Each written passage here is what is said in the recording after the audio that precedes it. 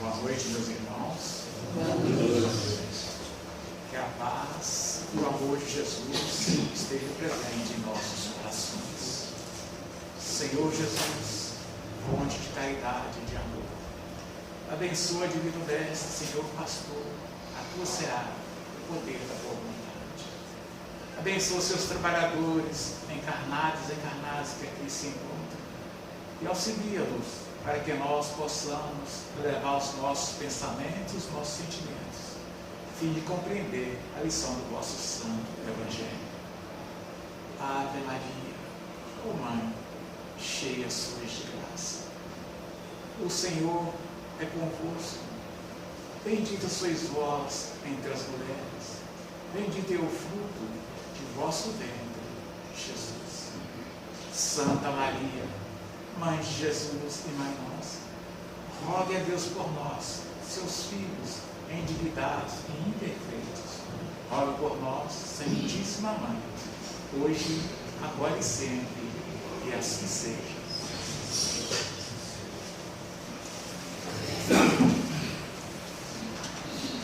Boa noite, meus irmãos. Vamos então dar continuidade ao nosso estudo do Evangelho segundo o Espiritismo. O capítulo é o capítulo 14. Honrai a vosso pai e a vossa mãe.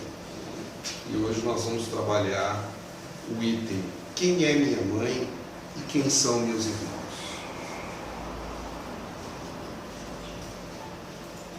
E, tendo vindo para casa, reuniu-se aí tão grande multidão que eles nem sequer podiam fazer sua refeição.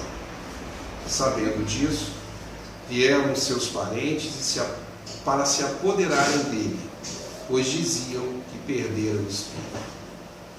Entretanto, tendo vindo sua mãe e seus irmãos, e conservando-se do lado de fora, mandaram chamá-lo.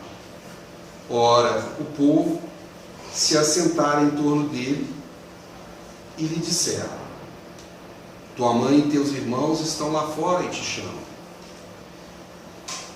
Ele lhes respondeu: quem é minha mãe e quem são os meus irmãos? E perpassando o olhar pelos que estavam assentados ao seu derredor, disse: eis aqui minha mãe e meus irmãos. Pois todo aquele que faz a vontade de Deus, esse é meu irmão, minha mãe e minha irmã. Marcos capítulo 3, versículo 20, 21, de 31 a 35, e Mateus capítulo 12, versículos de 46 a 50. Singulares, comentário de Kardec, singulares parecem algumas palavras de Jesus, por contrastarem com a sua bondade e a sua inalterável benevolência para com todos. Os incrédulos não deixaram de tirar daí uma arma, pretendendo que ele se contradizia. Fato, porém, irrecusável é que sua doutrina tem por base principal, por pedra angular, a lei de amor e de caridade. Ora, não é possível que ele destruísse de um lado o que do outro lado estabelecia, donde esta consequência rigorosa, se certas proposições suas se acham em contradição com aquele princípio básico, é que as palavras que se lhe atribuem foram ou mal reproduzidas, ou mal compreendidas, ou não são suas palavras. Então, meus irmãos, nós começamos a proposição dessa sessão, do capítulo 14, com quem é minha mãe e quem são meus irmãos, onde o Divino Mestre Jesus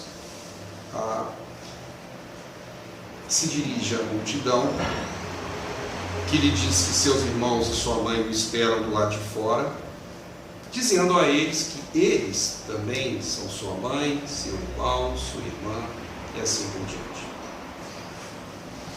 Nesse sentido, os comentários de Kardec nos levantam a possibilidade de que alguns incrédulos poderiam tirar daí um argumento para dizer: será que em algum momento o Divino Mestre Jesus, com toda a sua benevolência, com toda a sua caridade, com todo o seu amor incondicional, se esqueceu um pouco daquilo ali e, acima de tudo, se esqueceu da importância da sua mãe e dos seus irmãos, ou seja, da sua família carnal, e atribuiu maior importância àqueles que estavam em torno dele? Ou será que, de fato, o que o Divino Mestre estava fazendo era dando mostras de que, se temos uma família na Terra, temos uma família universal que é muito maior do que a família da Terra, e que para Deus, Pai Todo-Poderoso, tem a mesma importância que a nossa família da própria Terra. Mas, por outro lado, Kardec também nos chama a atenção ao amor que Jesus dedicava à sua família, porque ele dedicou toda a sua vida à sua família até que se iniciou o seu ministério propriamente dito. Então, obviamente, não poderia haver nenhuma contradição nesses fatos. Eu gostaria de ouvir do irmão Fernando, do irmão João, quais são os ensinamentos que justificam exatamente que não há contradição nessa declaração, e onde essa declaração nos dá uma outra lição de amor maior, de amor incondicional, segundo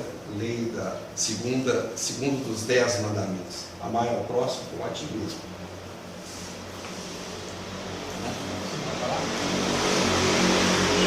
Boa noite, meus irmãos.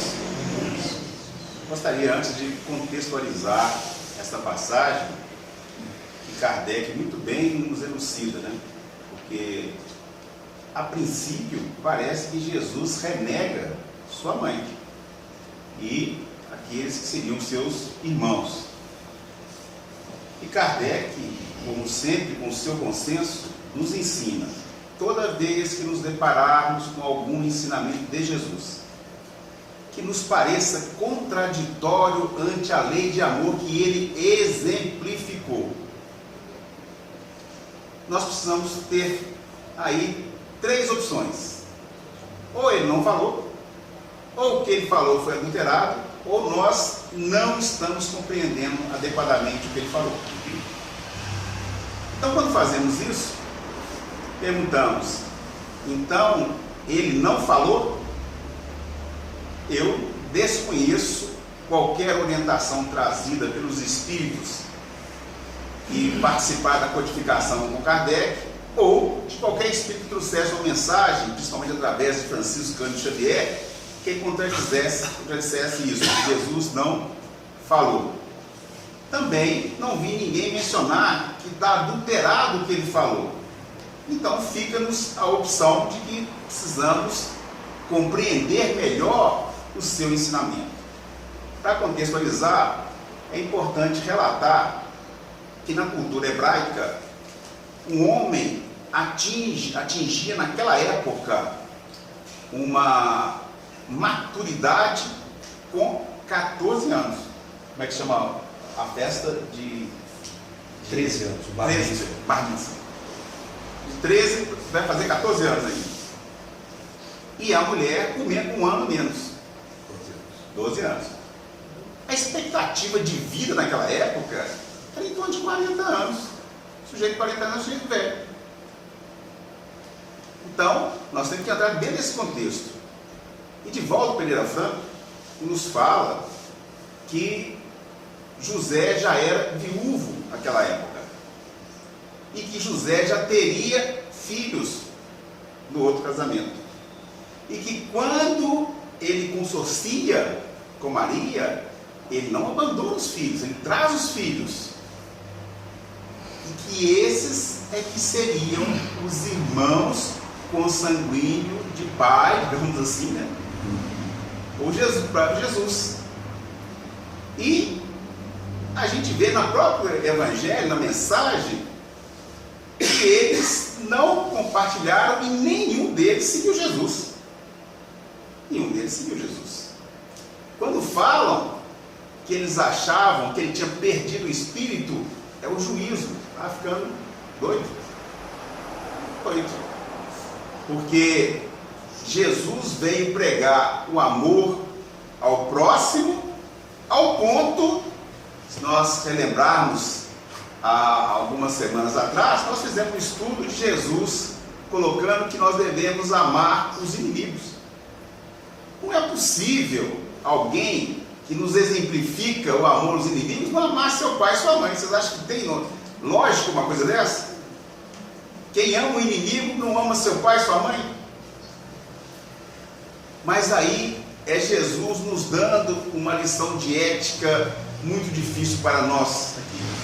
Por exemplo, se eu disser para o nosso irmão Gilson, que é nossa irmã Sibeli, nós falamos isso uma outra vez, que uma criança na escola parece um atormentado. Belisca um, mexe com o outro, rabisca o caderno de um, joga a borracha fora do outro, fala o tempo todo na aula, um comportamento que eles falariam assim, que coisa absurda. Não é possível esse menino continuar desse jeito. Na escola ninguém faz nada, ninguém repreende esse menino. Aí eu falasse, o Arthur ia mudar. Alguma coisa, eles vão falar assim, alguma coisa aconteceu com o Arthur agir assim. Não é assim, que o Arthur é o filho deles. Então, a ética já começa a mudar aí. Alguma coisa foi feita, é má influência. Ele está andando com algum coleguinha que está influenciando mal. Por quê? A nossa ética é assim. É muito rigoroso. Mas se é com alguém nosso, a ética já relaxa. Já relaxa a ética. Jesus pode cometer esse erro que nós cometemos? Não pode. Então, quando ele fala, é para deixar para nós o seguinte: a família dele, quem é a família de Jesus? A humanidade. É a humanidade toda. Então, os irmãos dele ali não estavam com ele no quê? Na conduta. Eles não tinham uma conduta cristã. Nenhuma. O que eles queriam, muitas vezes, é aproveitar durante as pregações de Jesus, quando Jesus estava curando, tirar algum benefício. Até os apóstolos, na fase inicial, tinham um pouquinho disso, né? De aproximar deles. Quem é você? Eu sou o aluno de Jesus. Eu sou aluno de Jesus. Por quê? Dá destaque. Dá destaque. Então, Jesus mostra para a gente que a ética está acima das concepções físicas, da família corporal. Ou seja, é como se fizéssemos aqui, por exemplo, aqui é uma família. Vamos pedir a salvação só para nós. Então, que Jesus venha, nos salve. Os 8 bilhões quase vão para o inferno, não tem problema não, nós vamos ser salvos. Que ética é essa? Que amor ao próximo é esse? Então é disso que Jesus está nos falando. A família é composta de todos os filhos de Deus. Os que gostam de nós, os que não gostam de nós, também são filhos de Deus. Então, é para isso que Jesus nos faz esta observação da família espiritual. A gente observa o seguinte: todas as vezes que Jesus fala em irmão, mãe, como é que nós seremos irmãos e pai ou mãe ligado a Jesus? Toda vez que nós vibrávamos a lei de amor e da fraternidade. Inclusive ele fala, fizer a vontade de Deus, a vontade do Pai que está nos céus. Toda vez que nós estivermos vibrando naquela faixa de lá, que é a faixa da humildade, não, mas a faixa de cá, humildade e caridade. Então nós estaremos realmente vibrando com Jesus. Então nós estivermos do lado de lá, então nós estaremos vibrando com o contrário do que Jesus está nos pedindo. E nós observamos no decorrer do Evangelho e as comunicações espirituais, todos os espíritos que realmente congregam com Jesus são os espíritos felizes, felizes por fazer o bem, felizes por vibrar na caridade, na fraternidade. Então nós observamos isso aí. E o Divaldo Franco, ainda também na palestra que ele faz, ele diz o seguinte: certa feita ele foi convidado a fazer uma palestra na cidade interior, parece de Goiás. Então para lá ele ia se dirigir. E quando ele estava viajando, então ele pediu o presidente da Federação Espírita da cidade o recepcionasse no aeroporto e o conduzisse de carro até o local onde ele ia fazer a palestra. Ele viajou e quando chegou lá, o presidente da federação não estava. Então ele pediu que 2 jovens fossem buscá-lo, né, para que ele fosse fazer a palestra. Então ele entra no carro e durante a palestra, durante a viagem, os jovens começaram a falar algumas palavras profanas que eles falam na palestra. Ele já estava sintonizado para fazer a palestra. Então o objetivo dele seria, durante o período que ele estava de carona, né, para ser transportado até o local da palestra, fosse ler o Evangelho segundo o Espiritismo. Ele não conseguia ter campo mental para que pudesse fazer essa leitura. Então ele fez o seguinte: resolveu desistir da carona no meio da viagem. Ficou assentado, aguardando alguém que pudesse transportá-lo até o local da palestra. Ele falou, até ele conta que estava com as malas antigas, aquelas malas de papelão, com aquelas ripas de madeira, e está aguardando. Aí de repente, aí o motorista de caminhão passa e oferece para ele carona. Então ele entra e pega a carona. Então dizer ele que era uma pessoa muito simples e foi contando as histórias melhores, né? E com isso não atrapalhou a sintonia de trabalho que teria que fazer. Até falou o seguinte, ó, diz que um jovem baiano que tem um demônio no corpo vai fazer uma palestra na cidade, na verdade é o Divaldo. Aí o Divaldo deu aquela risada, mas como é que esse jovem? Esse é um rapaz muito jovem, assim, e eu vou participar dessa palestra. Aí perguntou para ele qual era o endereço que ele deveria ficar. Aí ele pegou o endereço que era o local da guarda, você que é o jovem? E o Divaldo estava contando o seguinte: aí ele conseguiu chegar até o local, em decorrência da sintonia que teve com o rapaz, e lá ele conseguiu então conduzir a palestra. E ele diz o seguinte: que todas as vezes em que nós temos realmente sintonia espiritual com o Evangelho, com os mentores espirituais, nós realmente estamos caminhando, nos alinhando à lei divina, fazendo a vontade de Deus e praticamente sendo a família de Jesus. E todas as vezes que nós distanciamos dessa sintonia, automaticamente nós estamos nos afastando daquela parentela espiritual. Ele está querendo falar para nós, como o Fernando falou, sobre a família corporal e a família espiritual. Ele conta também sobre a família dele, que ele diz o seguinte, que lá na casa dele, por exemplo, no início da mediunidade, que não tinha muita aceitação da família, porque eles eram evidentemente outra religião, e o pai dele mantinha um psicólogo atrás da coisa, que era o chicote, né? Quando a vez que o filho, para que chegava o espírito, ele apanhava. Então ele falou o seguinte: ele conseguiu só realmente encontrar um pessoal à medida que ele foi entrando na área espiritual e a família foi aceitando. Então a gente observa isso aí. Toda vez que nós realmente sintonizamos com a parte espiritual, estamos na família de Jesus. Quando nós nos afastamos dela, automaticamente nós estamos afastando dessa família espiritual. Então nós observamos aqui dentro, estamos aqui em reunião. Se lá fora algum familiar nosso que é contraditório ao espiritismo nos chama para nós sairmos daqui e buscar uma coisa diferente lá fora, automaticamente nós estamos nos afastando dessa sintonia espiritual que aqui dentro está.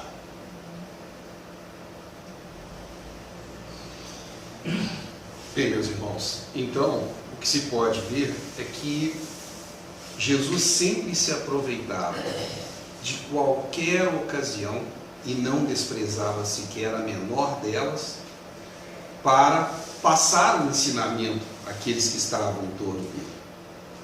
E que, portanto, ele se aproveitou daquela situação específica para passar mais o ensinamento da fraternidade universal, dessa parentela que vai muito além da parentela corporal para se transformar numa parentela espiritual universal. E é exatamente disso que se trata a próxima sessão do nosso capítulo. Portanto, é quando Jesus precisa as diferenças, ou seja, quando ele estabelece detalhes com relação a essas diferenças, e quando entre a parentela corporal e espiritual, e quando Kardec nos instrui com relação àquilo que Jesus veio ensinar de uma forma mais genérica, de uma forma mais alegórica. Portanto, no segundo ponto, a parentela corporal e a parentela espiritual. Está lá na seção 8. Os laços do sangue não criam forçosamente os liames, ou seja, os elos entre os espíritos. Vamos ouvir novamente essa frase. Os laços do sangue não criam forçosamente os liames entre os espíritos. O corpo procede do corpo, mas o espírito não procede do espírito. Vamos tentar analisar na profundidade o que diz aqui essa sentença. O corpo procede do corpo. Óbvio. Se o filho de cada um de vocês é material genético de vocês e do cônjuge de vocês. Então, o corpo procedeu do corpo. É material genético procedendo de material genético. Mas o espírito necessariamente procede do espírito? Ou naquele corpo nós podemos ter no nosso filho um espírito pouco conhecido de nós? Será que, por outro lado, aquela criança que vem encarnar no nosso lar pode também ter sido um espírito da nossa parentela corporal em existências anteriores? Ou, se não da parentela corporal, muito próximos por laços de amizades? Levando-se em conta que muitos dos nossos amigos têm laços até tão profundos quanto os nossos irmãos. Todos nós temos amigos cuja profundidade dos laços conosco são tão grandes quanto um irmão nascido na mesma casa. Então, é o que se diz em seguida aqui: porquanto o espírito já existia antes da formação do corpo. Não é o pai quem cria o espírito de seu filho. Ele mais não faz do que lhe fornecer, ainda assim com a divina providência e com a vontade de Deus, porque sem a vontade de Deus, sequer o pai pode fornecer material genético à mãe. Eventualmente há casais que têm tanta vontade de terem filhos, né, e têm alguma dificuldade, e mesmo com o que nós temos hoje na medicina de avanço para que esses casais tenham filhos, também isso foi dádiva do nosso Pai, foi dádiva de Deus Pai Todo-Poderoso, nosso Criador, que nos permitiu e que permite a esses casais de irmãos, né, conseguir algo que até algumas décadas atrás a ciência não tinha como conseguir, né? Portanto, tudo no final é obra do Pai Eterno.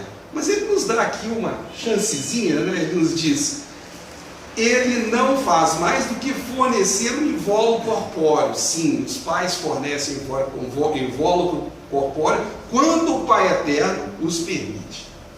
Então eles estão dando uma canchazinha para a gente nesse sentido, né? Cumprindo-lhe, no entanto, auxiliar o desenvolvimento intelectual e moral do filho para fazê-lo progredir. E é aqui que eu gostaria dos comentários do irmão Fernando e do irmão João. Aqui, Kardec coloca claro que, se por um lado é muito importante o fato de que nós colaboramos com a vontade da divina providência em fornecermos aquele invólucro carnal, corpóreo para os nossos irmãos, nós temos talvez uma missão muito maior do que apenas fornecer esse invólucro carnal, que é a missão de auxiliar no desenvolvimento intelectual e moral daqueles que o Pai Eterno coloca sob a nossa responsabilidade. É aqui que eu gostaria do comentário do irmão Fernando e do irmão João, que são pais. Então vai ser um comentário bem além do próprio conhecimento. Gostaria de, antes de entrar na parentela corporal e espiritual, eu esqueci de falar na primeira parte do estudo, com relação a Maria, porque estavam os irmãos e Maria. E Jesus ali diz: os que fazem a vontade do meu Pai é que são minha mãe e meus irmãos. Então não estaria também incluindo Maria de uma forma, digamos assim, né, sem piedade filial? Não. Por quê? Se lembrarmos, quando o anjo Gabriel revela a Maria que ela seria mãe, uma menina de 15 anos, diz ao anjo: eis aqui a serva do meu Senhor, cumpra-se em mim segundo a vontade dele. Será que ela está com Deus ou não? 15 anos, em torno disso. Então, o que ele estava falando não era da Maria. Não era da Maria. O que ele fala? Aqueles que fazem a vontade do meu Pai são minha mãe, meus irmãos, meu pai. E foi o primeiro testemunho de Maria, foi justamente mostrar que era a serva do Senhor. Cumpria-se nela a vontade do Senhor e não a vontade dela. Então ficou faltando isso na primeira parte. Parentela corporal, parentela espiritual. Depois dela ter comentado com o anjo, né, que ela não conhecia o futuro marido, né?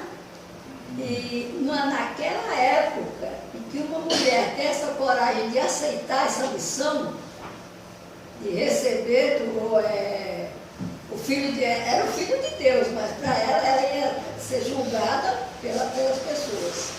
Então Maria, num espírito de uma... Completa aí, meu filho.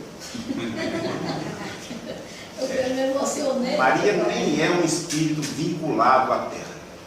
Maria é um espírito sublime que veio participar para fornecer os fluidos necessários para essa vinda do Cristo.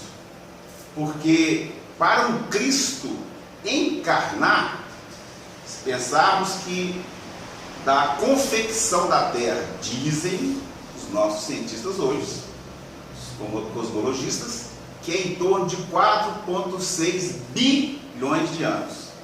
Então, desde quando Jesus criou a terra, ele vem preparando a sua vinda. Então, pelo menos 4,6 bilhões de anos. Então, Maria veio participar por um fluido que a gente não conhece. Então, Maria é um espírito que não veio para poder mostrar toda a sua grandeza, assim como João Batista fez-se pequena para que o Cristo resplandecesse. Parentela corporal e parentela espiritual. Parentela espiritual significa sintonia de pensamentos, de gostos, de pendores. Por exemplo, nós aqui reunidos em torno do Evangelho, e aqui estamos voluntariamente. Tem alguém que foi trazido aqui na marra? Que é proibido aqui nessa casa. Proibido. Exceto, certo, né? Dos pais para com os seus filhos menores. Aí é dever paternal, maternal. Então, tirando isso, não devemos forçar ninguém. Então, estamos vindo todos voluntariamente, porque fazemos parte de uma família. Mas como é que vai nascer todo mundo na mesma pai e mesma mãe? Tem dó dos pais, gente. Tem dó das mães aí, né? Como é que vai nascer todo mundo? Então, nascemos em lares diferentes, mas sentimos bem-estar juntos. Isso é família espiritual. Quando desencarnarmos, esses laços continuam ou não? Continuam. E os laços do corpo físico, se não tiver laço espiritual? Desencarna, vai cada um do seu lado. Às vezes nem desencarna. Já está cada um do seu lado quando encarnado mesmo. Não quer nem saber. Tenho certeza que meus irmãos conhecem, já ouviram falar de famílias que irmãos que se detestam. Não suporta ouvir o irmão do outro irmão. Tem ou não tem? Então, Jesus veio nos falar da família espiritual, da família imortal. Então, família real é família de sintonia de pensamentos, de gostos, de pendores. E é por isso que precisamos estar reunidos em torno do Evangelho, para que Jesus seja o nosso modelo e guia. O Emmanuel, no livro Caminho, Verdade e Vida, ele diferencia família e parentela. Aí ele inicia o texto: nem sempre os laços de sangue reúnem as almas essencialmente afins. Frequentemente, pelas imposições da consanguinidade, grandes inimigos são obrigados ao abraço de longa duração sob o mesmo teto. Então, às vezes a gente está lá com o inimigo, né? Cobrindo com o mesmo cobertor. Um puxou, não briga não, entrega a ponta. Então, meu filho, a esposa, então, elas são reajustes necessários. Então ele fala o seguinte: é razoável sugerir uma divisão entre os conceitos de família e parentela. O primeiro, a família, constitui os símbolos dos laços eternos do amor. O segundo significaria o cadinho de lutas, por vezes difícil, em que devemos diluir as imperfeições dos sentimentos, fundindo na liga divina do amor para a eternidade. A família não seria mais tarde, a família não seria mais tarde parentela, mas a parentela tem que ser convertida em família. Então você tem a parentela, você realmente tem um problema, então tem que ser convertido em família. Aí nós observando aquele livro e a vida continua. Não sei se alguém tem o filme e tem o livro do Chico Xavier. Naquele caso, por exemplo, nós temos uma passagem interessantíssima, que a filha de uma senhora, que ela tinha grandes posses materiais, entraram para namorar um advogado. E o advogado, desculpa quem é advogado aqui, né? Desculpa, o advogado está a fim de se apropriar da área financeira. Então ele arranja o jeito da sogra ir para um hospício, que ela tinha problema de mediunidade, atormentada, e lá ela acaba desencarnando. Então ele apropria de todo o valor financeiro. E então ele casa com a filha, a sogra desencarnou. Ele pensou que estava livre da sogra. Então o que acontece?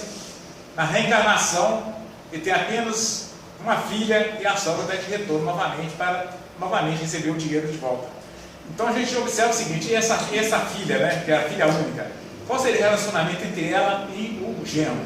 E, aliás, que ele é o pai agora, né? Então um relacionamento difícil, é isso que está querendo dizer.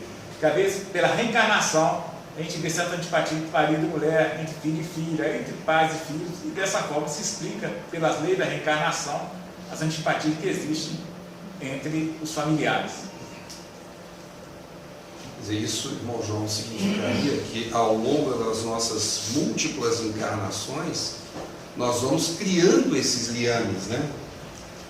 Liames que podem ser maravilhosos, podem ser de uma imensa fraternidade, de um sentimento muito positivo, mas liames que eventualmente são mais complicados, né?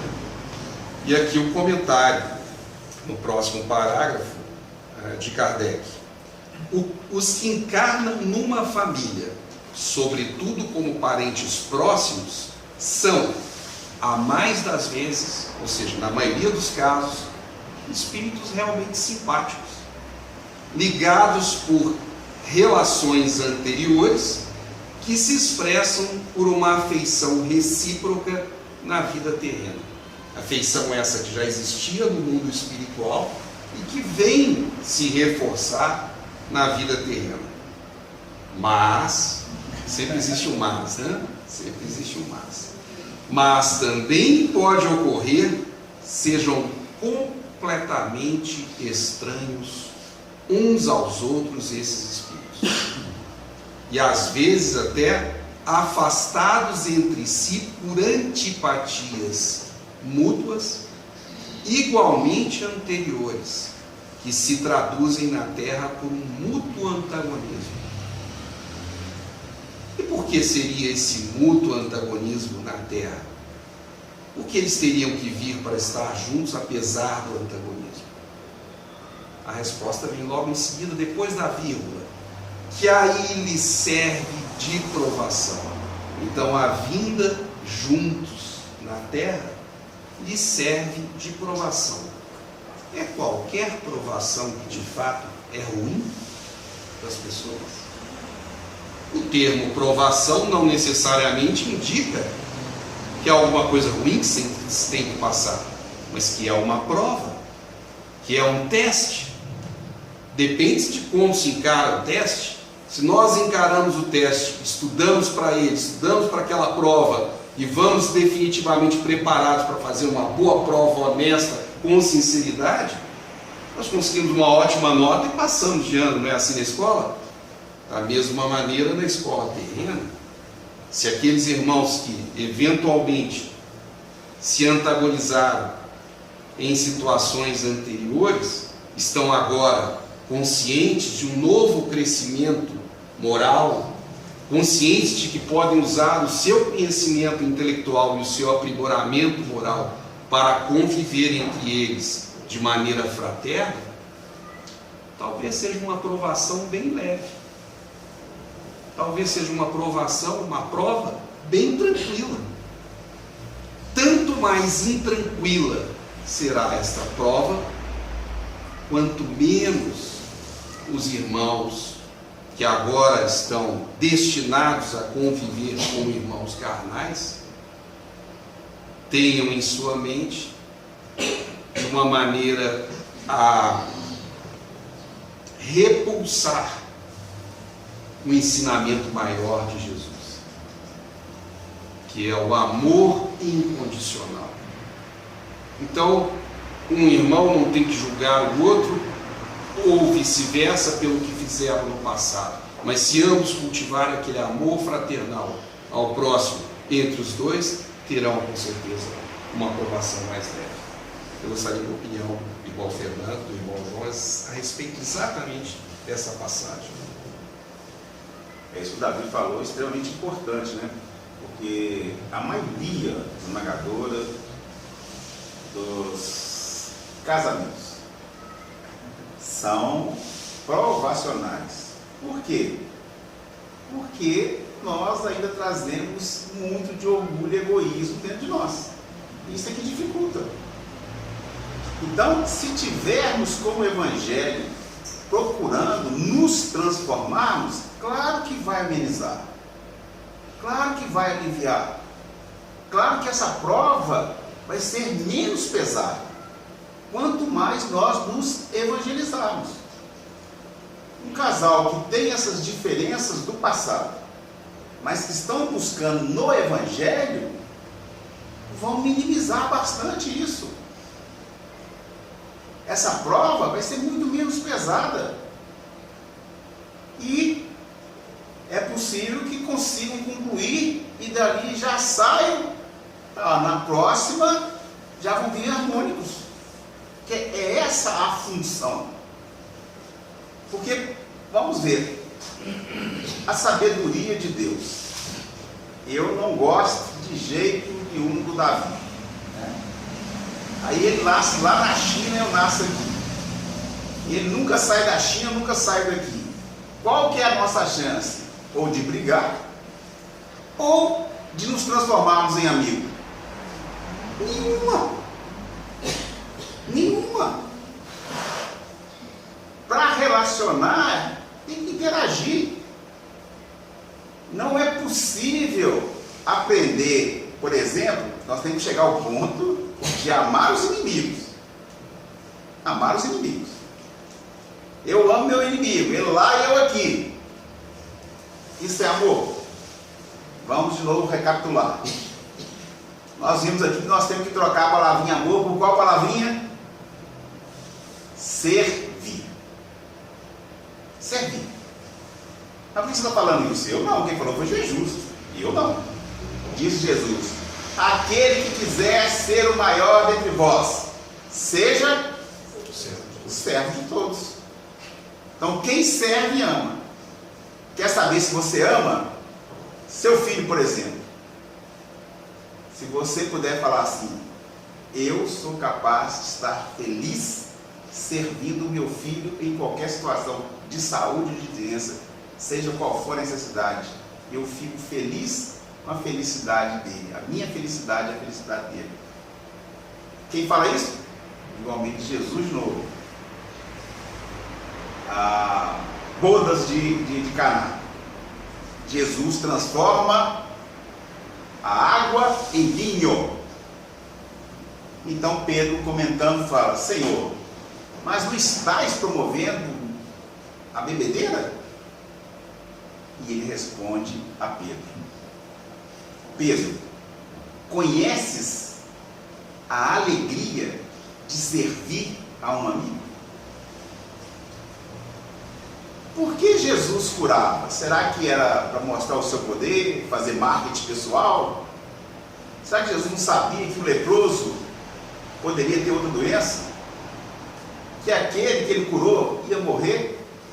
Lázaro foi ressuscitado, morreu de novo. Morreu não? Lázaro morreu, desencarnou. Será que Jesus não sabia disso? Não era por isso. A alegria do Mestre em servir a nós. Nós não somos nada. Continuamos, né? Mas a alegria de Jesus era nos ver alegres e felizes. Se nós íamos ficar felizes com aquela cura momentânea, mesmo assim, ele fazia para nos alegrar. A alegria de servir. Você acredita que um dia nós vamos ser assim? Porque se falar hoje, não fala que vocês fazem isso, não, que eu vou decair aqui nas vibrações. Consiga só. Não, eu falo assim, nós vamos fazer uma festa. Eu preciso de alguém que esteja apto aqui, feliz, para ficar servindo durante 4 horas. Alguém se apresenta? Ou nós vamos ficar lá para ser servido? Não depende da festa, o filho faz. O que a gente faz? Vai procurar o melhor lugar, de preferência mais perto da cozinha. Na hora que estiver saindo ali, você já é o primeiro a ser servido. Então, Jesus vem falar uma coisa que é contrária à nossa vontade hoje, que é ser feliz em servir. Ser feliz em servir. Então, aí nós podemos falar que amamos. É só comentando, né? É o que Jesus fala, é você enxergar o outro como seu filho. Para o nosso filho a gente faz. Não, você tem que perguntar para ele: você é o seu filho? Eu já fiz coisa com o Vinícius Matheus que eu não fazia para mim, que eu achava caro. Para mim eu não gastei, porque eu achava caro para mim. Mas para ele eu paguei. Quando a gente enxergar todo mundo como filho. Um casamento interessante. Eu fiz uma maquiada no marido e na mulher antes do casamento. Aí maquiei o outro: meu príncipe, minha princesa. Aí houve o casamento. 30 anos depois de casado, mas já é um sapo, já não é o príncipe, é um sapo.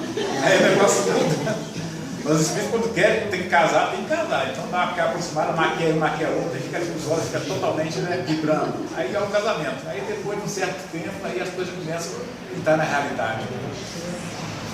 Isso mesmo, meus irmãos. Então, já vem terminando o nosso tempo. Apenas para lembrar uma sentença importante que praticamente sintetiza tudo isso que nós discutimos hoje. Segue-se, portanto, que 2 seres nascidos de pais diferentes podem ser mais irmãos pelo Espírito do que se o fossem pelo sangue.